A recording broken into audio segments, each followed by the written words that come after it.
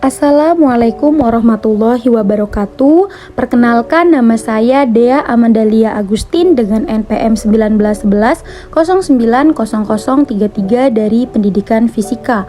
Pada video ini bertujuan untuk memenuhi tugas komprehensif dengan dosen penguji yaitu Bapak Rizky Gunawan MPDI.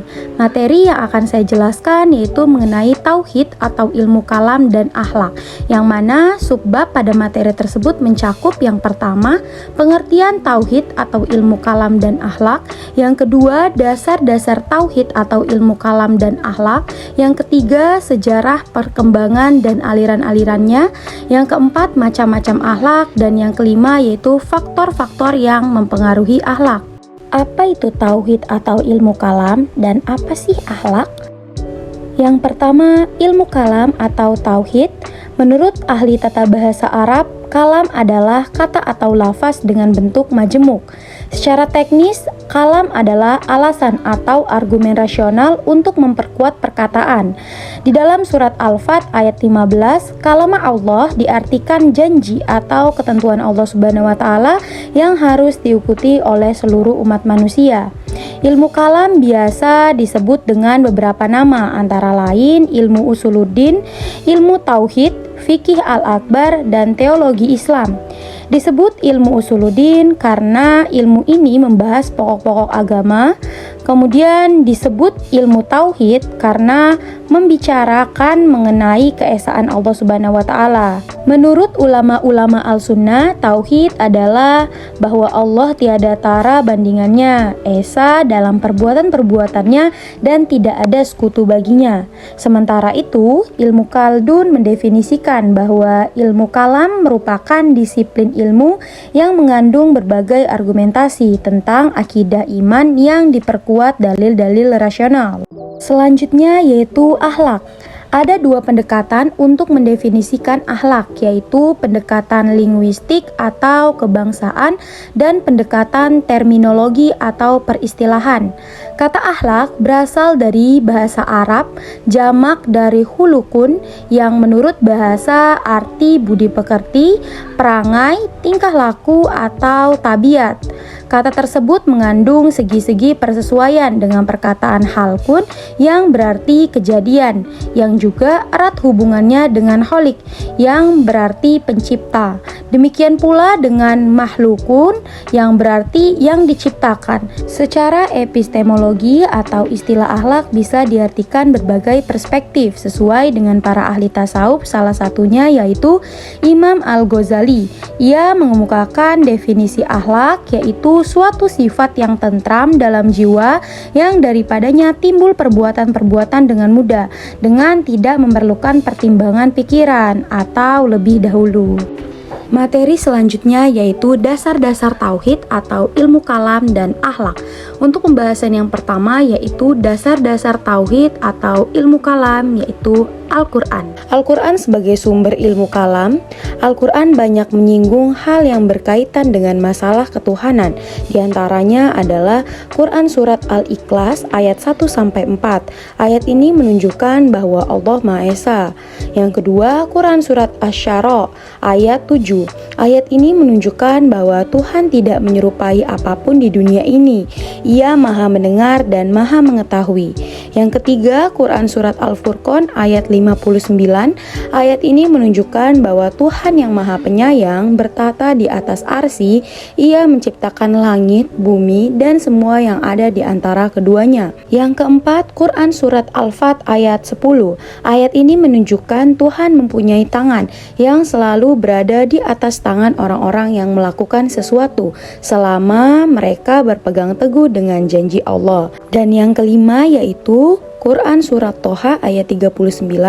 Ayat ini menunjukkan bahwa Tuhan mempunyai mata yang selalu digunakan untuk mengawasi seluruh gerak, termasuk gerakan hati makhluknya.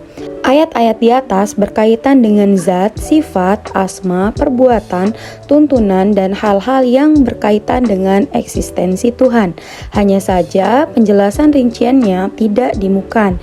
Oleh sebab itu, para ahli berbeda pendapat dalam menginterpretasikan rinciannya. Pembicaraan tentang hal-hal yang berkaitan dengan ketuhanan disistematisasikan yang pada gilirannya menjadi sebuah ilmu yang dikenal dengan ilmu kalam. Dasar yang kedua yaitu hadis. Masalah-masalah dalam ilmu kalam juga disinggung dalam banyak hadis.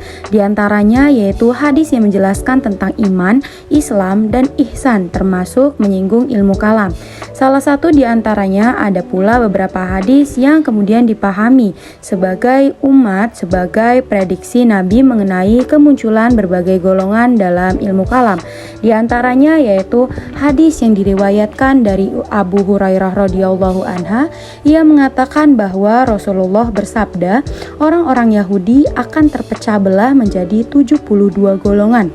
Yang kedua yaitu hadis yang diriwayatkan dari Abdullah bin Umar, ia mengatakan bahwa Rasulullah SAW bersabda, akan menimpa umatku yang pernah menimpa Bani Israel. Bani Israel telah terpecah belah menjadi 72 golongan dan umatku akan terpecah menjadi 73 golongan. Semua akan masuk neraka kecuali satu golongan saja. Siapa mereka itu wahai Rasulullah? Tanya para sahabat. Rasulullah menjawab, mereka adalah yang mengikuti jejakku dan sahabat-sahabatku. Syekh Abdul Qadir mengomentari bahwa hadis yang berkaitan dengan masalah faksi umat ini yang merupakan salah satu kajian ilmu kalam mempunyai sanad sangat banyak. Di antara sanad yang sampai kepada Nabi adalah yang berasal dari berbagai sahabat. Ada pula pada riwayat yang hanya sampai kepada sahabat, di antaranya adalah hadis yang mengatakan bahwa umat Islam akan terpecah belah ke dalam beberapa golongan. Di antara golongan-golongan itu hanya satu saja yang benar, sedangkan yang lainnya sesat.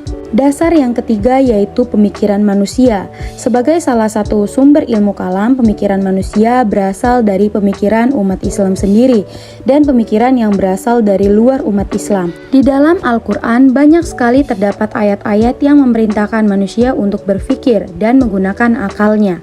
Dalam hal ini biasanya Al-Quran menggunakan redaksi tafakur, tadabur, tazakur, tafakoh, nazar, fahima, akola, ulul albab, ulul alim, ulul al-absar, dan ulul an-nuha. Di antara ayat-ayat tersebut yaitu Quran Surat At-Tariq ayat 5-7 yang mana artinya, maka hendaklah manusia memperhatikan dari apakah dia diciptakan. Dia diciptakan dari air yang memancar yang keluar dari tulang sulbi laki-laki dan tulang dada perempuan. Ayat-ayat yang lain dapat ditemukan pada surat Muhammad, An-Nahl, Al-Isra, Al-An'am, At-Taubah, Sad, Az-Zumar, Az-Zariyah, Al-Ghoshiyah, dan lain-lain. Adapun sumber kalam berupa pemikiran dari luar Islam, salah satunya yaitu golongan Mu'tazilah, memusatkan perhatian untuk dakwah Islam dengan membantah argumentasi orang yang memusuhi Islam. Untuk itu mereka tidak akan bias menolak lawan-lawannya kecuali sesudah mereka mempelajari pendapat-pendapat serta alasan-alasan lawan mereka. Maka terjadilah perdebatan-perdebatan yang rasional antar agama saat itu. Dan dasar yang terakhir pada ilmu kalam yaitu insting. Secara instingtif, manusia selalu ingin bertuhan. Oleh sebab itu, kepercayaan adanya Tuhan telah berkembang sejak adanya manusia pertama. Abbas Mahmud Al-Akkad mengatakan bahwa keberadaan mitos merupakan asal-usul agama di kalangan orang-orang primitif. Tyler justru mengatakan bahwa animisme atau anggapan adanya kehidupan pada benda-benda mati merupakan asal-usul kepercayaan adanya Tuhan. Adapun Spencer mengatakan lain lagi. Ia mengatakan bahwa pemujaan terhadap nenek moyang merupakan bentuk ibadah yang paling tua. Keduanya menganggap bahwa animisme dan pemujaan terhadap nenek moyang sebagai asal-usul kepercayaan dan ibadah tertua terhadap Tuhan Yang Maha Esa. lebih dilatar belakangi oleh adanya pengalaman setiap manusia yang suka mengalami mimpi. Di dalam mimpi, seseorang dapat berteman terhadap bercakap-cakap, bercengkrama, dan sebagainya dengan orang lain, bahkan dengan orang yang telah mati sekalipun. Ketika seorang yang mimpi itu bangun, dirinya tetap berada di tempat semula. Kondisi ini telah membentuk intuisi bagi setiap orang yang telah bermimpi untuk meyakini bahwa apa yang telah dilakukannya dalam mimpi adalah perbuatan roh lain, yang pada masanya roh itu akan segera kembali. Dari pemujaan terhadap roh berkembang ke pemujaan terhadap matahari, lalu lebih berkembang lagi pada pemujaan terhadap benda-benda langit atau alam lainnya. Selanjutnya yaitu dasar-dasar pada akhlak. Yang pertama yaitu Al-Quran. Al-Quran sebagai dasar atau rujukan ilmu akhlak yang pertama. Hal ini dinilai karena keotentikannya yang lebih tinggi dibandingkan dengan dasar-dasar yang lain. Mengingat Al-Quran merupakan firman Tuhan sehingga tidak ada keraguan baginya untuk dijadikan sebagai dasar atau asas. Walau nantinya ada beberapa perangkat yang diperlukan untuk mendukungnya dan tidak akan dibatasi di sini karena ada ilmu khusus yang membahasnya. Nilai-nilai yang ditawarkan oleh Al-Quran sendiri sifatnya komprehensif. Perbuatan baik dan buruk sudah dijelaskan di dalamnya. Hanya saja ada yang perlu diperhatikan. Mengingat ada banyak ayat-ayat Al-Quran yang membutuhkan penafsiran, sehingga untuk memudahkan orang-orang akan merujuk kepada hadis sebagai asbabun nuzul suatu ayat dan al-haku atau penalaran akal. Sejauh manakah campur tangan kedua dasar tersebut pada persoalan ilmu halak, pastinya al-hadis dan al-haku tidak akan merubah pesan yang disampaikan oleh Al-Quran. Yang kedua yaitu hadis. Asbabul wurud, suatu hadis berbeda-beda. Ada hadis yang dikeluarkan oleh Nabi karena seorang sahabat bertanya kepadanya. Karena Nabi menegur seorang sahabat karena peringatan dan penjelasan Nabi terhadap Al-Quran. Dalam riwayat Aisyah, pernah ditanya oleh seorang tentang akhlak Nabi. Aisyah menjawab, akhlak Nabi adalah Al-Quran. Dengan demikian, Nabi merupakan interpretasi yang hidup terhadap Al-Quran. Karena segala ucapan atau kauliyah, perbuatan atau fi'liyah, dan penetapan atau takririyah merupakan sebuah wahyu dari Allah. Dan apa-apa yang datang dari Nabi senantiasa terjaga. Dapat disimpulkan bahwa Al-Quran dan hadis berasal dari sumber yang sama, yaitu Allah Subhanahu wa Ta'ala. Alam sebuah penelitian yang dilakukan oleh Marcel Hahart tentang 100 tokoh yang paling berpengaruh dalam sejarah. Dia menyatakan bahwa Nabi Muhammad menduduki posisi pertama. Jelaslah bahwa tidak ada kecacatan dalam pribadi Nabi, karena memang tugas diutusnya beliau adalah untuk menyempurnakan akhlak. Al-aqlu atau akal, salah satu anugerah Tuhan kepada manusia yang menjadi esensi dari dirinya adalah akal. Dengannya manusia dapat berpikir secara rasional, membedakan antara yang hak dengan yang batil. Materi selanjutnya yaitu sejarah perkembangan dan aliran-alirannya. Yang pertama, sejarah pada tauhid atau ilmu kalam. Sejarah awal munculnya ilmu kalam adalah sejak wafatnya Nabi Muhammad SAW, yang kala itu muncullah persoalan di kalangan umat Islam mengenai siapa yang hendak menjadi pengganti Nabi atau Khalifatul Rasul. Hal tersebut kemudian diatasi dengan diangkatnya Abu Bakar As-Siddiq sebagai khalifah. Setelah beliau wafat, kekhalifah dipimpin oleh Umar bin Khattab, yang pada kala itu umat Islam tampak tegar dalam mengalami ekspansi seperti kejazirahan dari Arabian, Palestina, Syria sebagai wilayah Persia hingga Romawi dan Mesir. Setelah masa kekhalifahan Umar bin Khattab berakhir, maka diangkat Utsman bin Affan menjadi khalifah pengganti Umar. Utsman ini masih termasuk dalam golongan Quraisy yang kaya raya. Keluarganya juga terdiri dari orang-orang aristokrat Mekkah yang memiliki pengalaman dagang dan pengetahuan administrasi. Pengetahuan itu dimanfaatkan dalam memimpin administrasi di daerah-daerah yang ada di luar semenanjung Arabia. Namun sayangnya pada masa tersebut justru cenderung terjadi nepotisme, sehingga terjadilah ketidakstabilan di kalangan umat Islam. Bahkan banyak sekali penentang yang tidak setuju pada kepemimpinan Utsman, sehingga akhirnya beliau tewas terbunuh oleh pemberontakan dari Kufah, Basrah, dan Mesir. Setelah Utsman wafat, maka Ali Abi Thalib terpilih sebagai calon khalifah selanjutnya. Namun beliau langsung mendapatkan tantangan dari pemuka-pemuka lainnya yang juga ingin menjadi khalifah. Sebut saja ada Talhah, Zubair, dan Aisyah. Peristiwa tersebut dikenal dengan Perang Jamal. Kemudian ada juga tantangan yang datang dari Muawiyah bin Abi Sufyan yang kala itu ingin menjadi khalifah, dan menurut Ali supaya menghukum para pembunuh-pembunuh dari Utsman atas adanya peristiwa-peristiwa itu muncullah teologi mengenai asal muasal sejarah keberadaan ilmu kalam.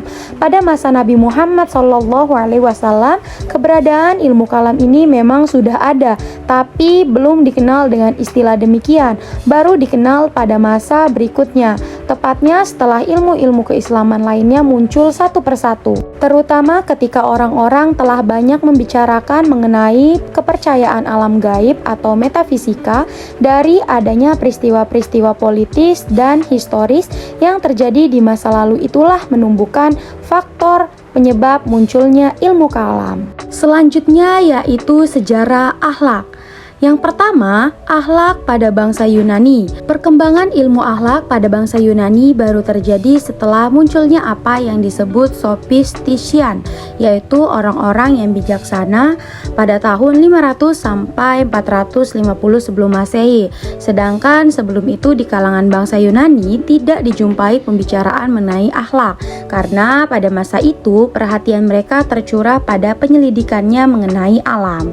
Dasar yang digunakan para pemikir Yunani dalam membangun ilmu akhlak adalah pemikiran filsafat tentang manusia.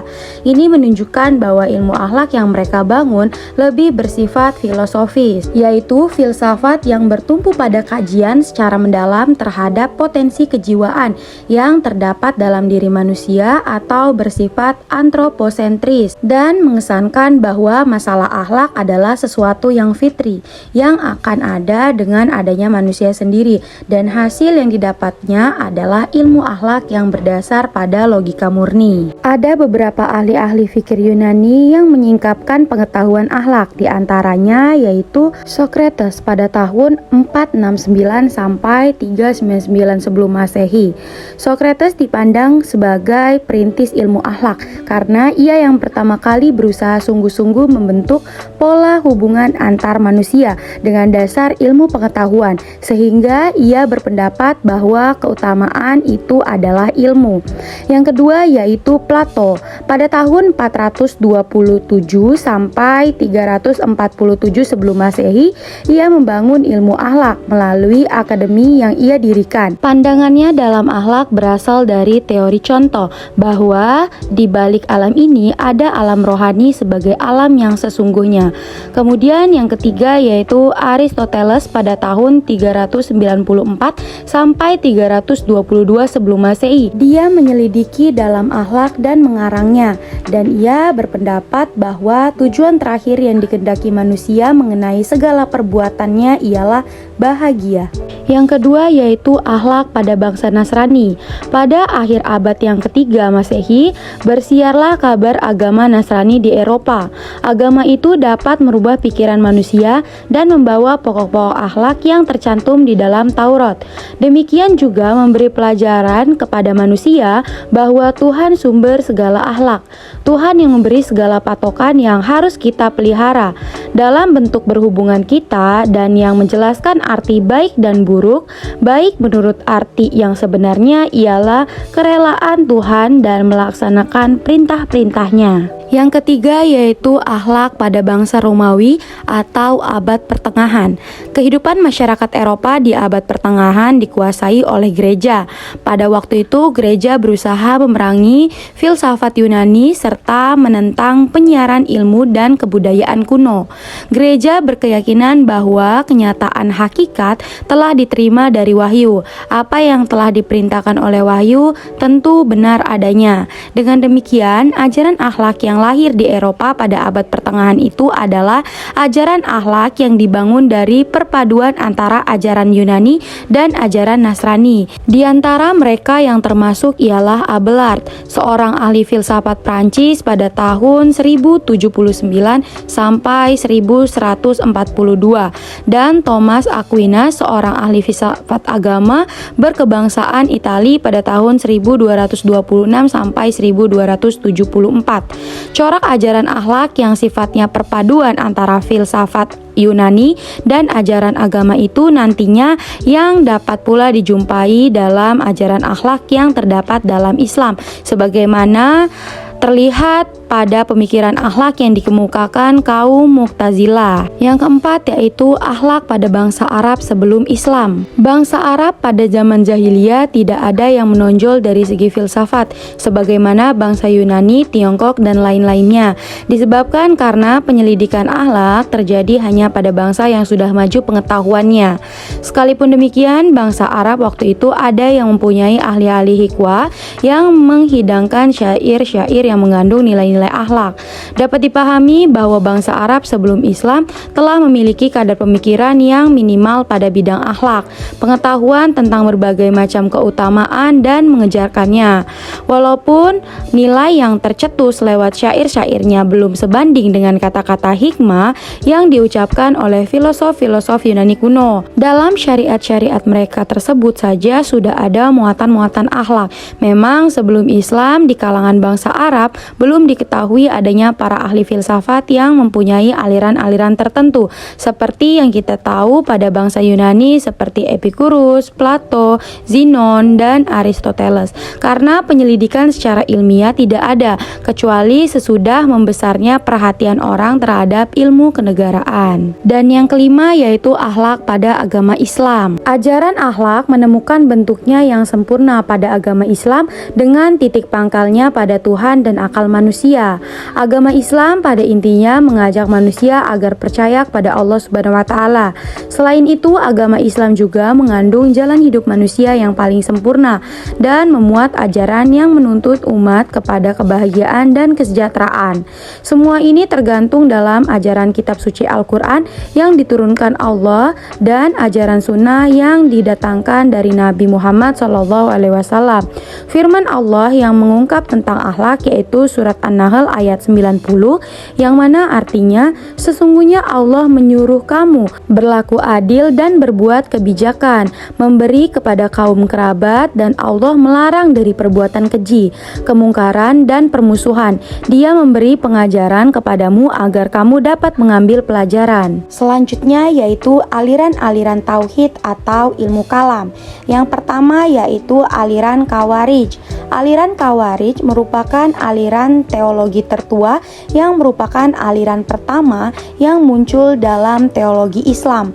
Menurut Ibnu Abi Bakar Ahmad Al-Syahrastani bahwa yang disebut kawajir adalah setiap orang yang keluar dari iman yang hak dan telah disepakati para jemaah, baik ia keluar pada masa sahabat, khulafahur rasyidin, atau pada masa tabi'in secara baik-baik.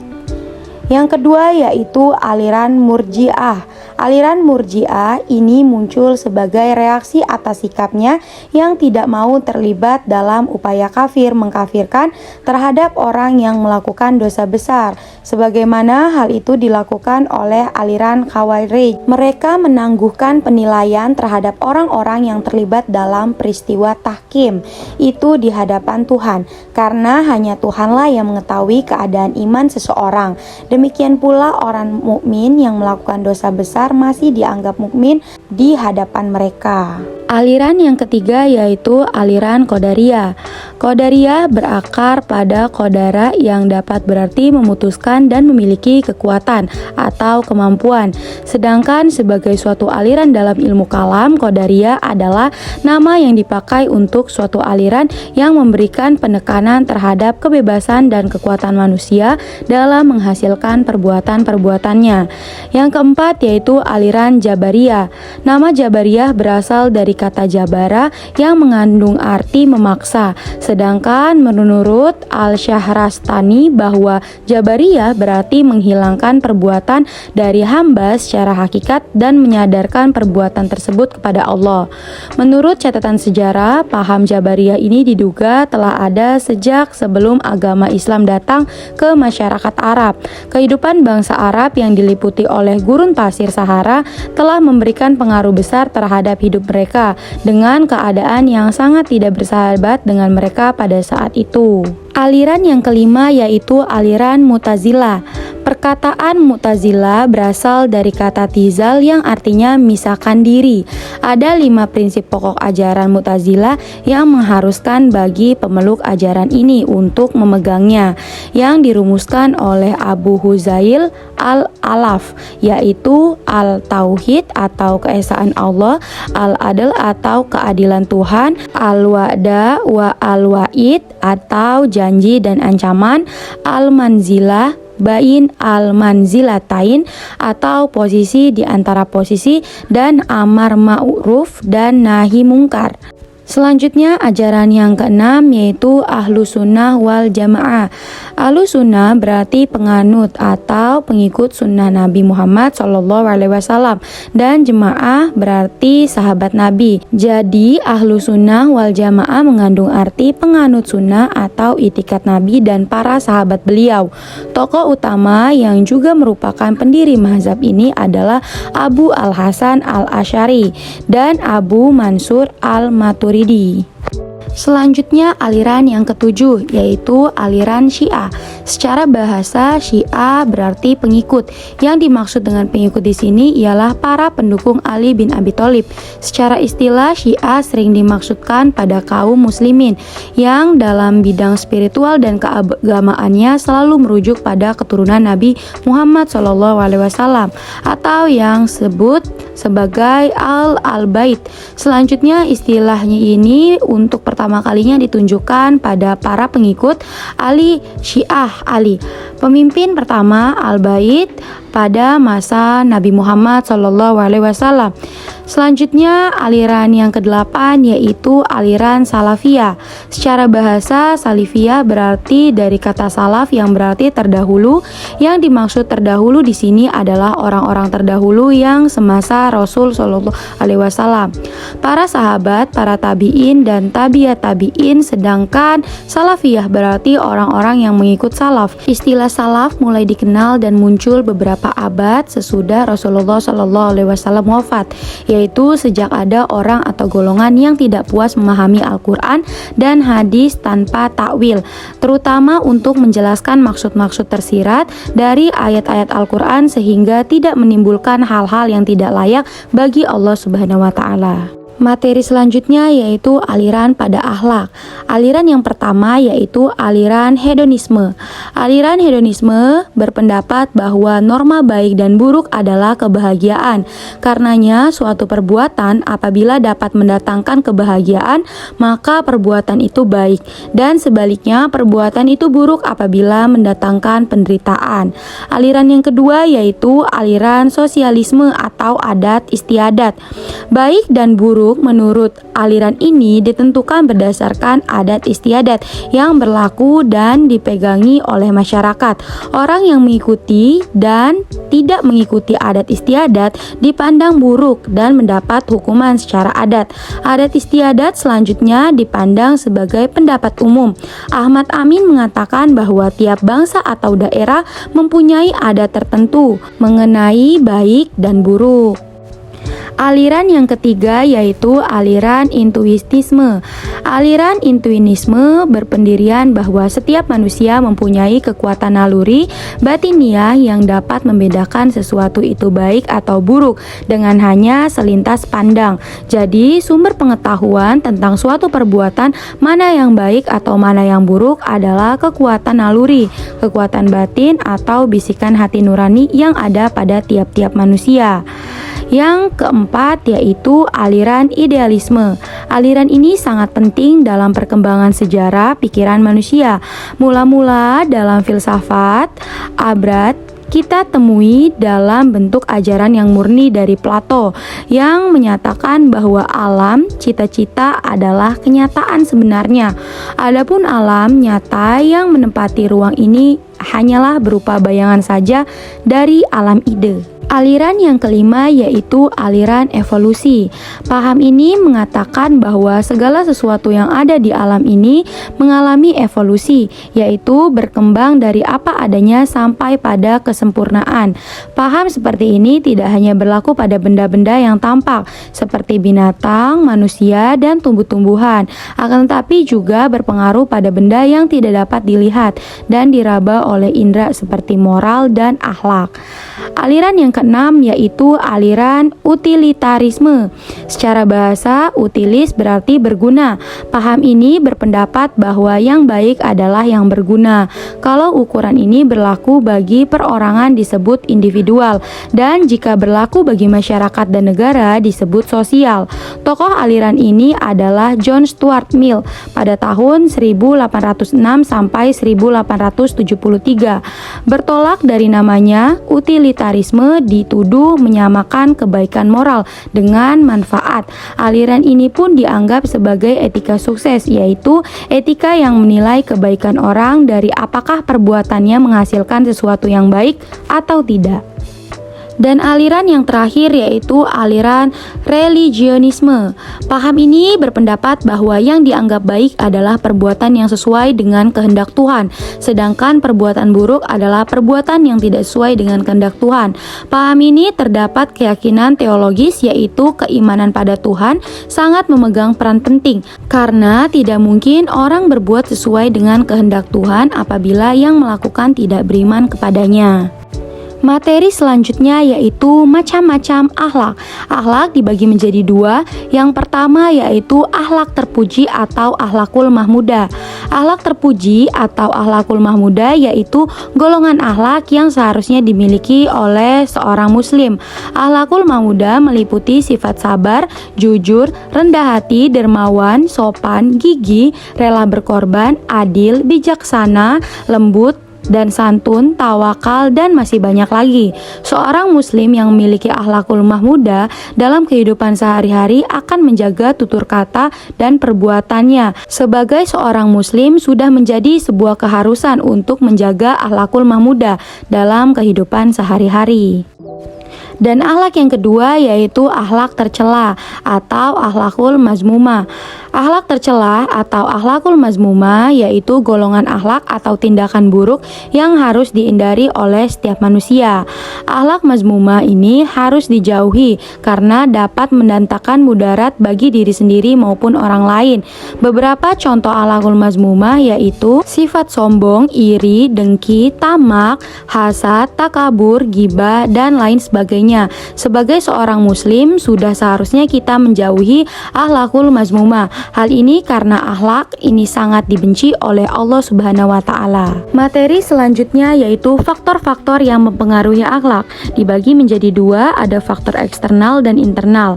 Faktor internal meliputi yang pertama faktor insting atau naluri. Insting atau naluri adalah pola perilaku yang tidak dipelajari, mekanisme yang dianggap ada sejak lahir dan juga muncul pada setiap makhluk. Sebagian ahli berpendapat bahwa akhlak tidak perlu dibentuk karena akhlak adalah insting yang dibawa manusia sejak lahir. Para psikolog juga menjelaskan bahwa insting atau naluri berfungsi sebagai motivator atau penggerak yang mendorong lahirnya tingkah laku. Setiap perbuatan manusia lahir dari suatu kehendak yang diperagakan oleh naluri atau insting. Yang kedua yaitu kehendak. Kehendak adalah faktor yang menggerakkan manusia untuk berbuat dengan sungguh-sungguh. Dalam perilaku manusia, kehendaklah yang mendorong manusia untuk berusaha dan bekerja. Tanpa kehendak, semua ide, keyakinan, kepercayaan, pengetahuan menjadi pasif dan tidak ada arti bagi hidupnya. Dari kehendak manusia akan menentukan akan bertingkah laku baik atau buruk. Yang ketiga yaitu faktor keturunan. Faktor keturunan secara langsung atau tidak langsung sangat mempengaruhi bentuk sikap dan tingkah laku seseorang. Sifat-sifat asasi anak merupakan sifat-sifat asasi orang tuanya. Sifat yang diturunkan oleh orang tua bukanlah sifat yang dimiliki yang tumbuh dengan matang, karena pengaruh lingkungan, adat, dan pendidikan, melainkan sifat bawaan sejak lahir. Selanjutnya yaitu berdasarkan faktor eksternal. Yang pertama yaitu adat kebiasaan. Adat atau kebiasaan adalah setiap tindakan dan perbuatan seseorang yang dilakukan secara berulang-ulang dalam bentuk yang sama sehingga menjadi kebiasaan. Perbuatan yang telah menjadi adat kebiasaan tidak cukup hanya diulang-ulang saja, tetapi harus disertai kesukaan dan kecenderungan hati terhadapnya. Jadi bentuknya kebiasaan itu adalah karena adanya cenderungan hati yang diiringi perbuatan. Yang kedua yaitu faktor lingkungan. Lingkungan pergaulan sangat besar pengaruhnya terhadap pembentukan akhlak seorang. Manusia selalu berhubungan dengan manusia lainnya.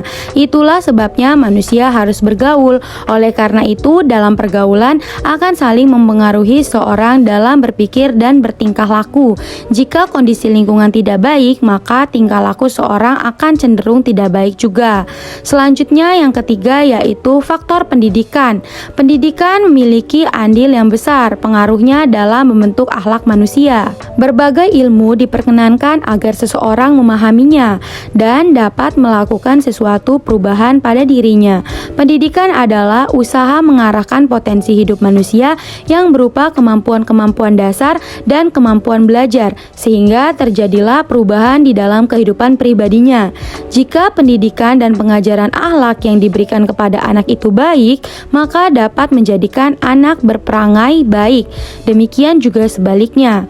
Itu saja yang dapat saya sampaikan. Semoga video ini bermanfaat. Terima kasih. Wassalamualaikum warahmatullahi wabarakatuh.